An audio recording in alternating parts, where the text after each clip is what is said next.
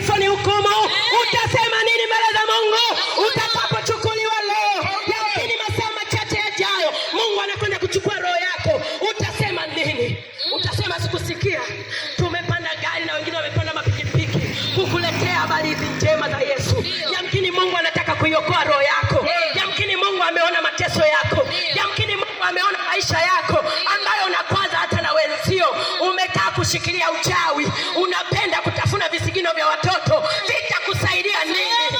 Vitakupeleka wapi? Ipo siku utaisabia, ipo siku utahukumiwa. Maana mshahara wa dhambi ni mauti.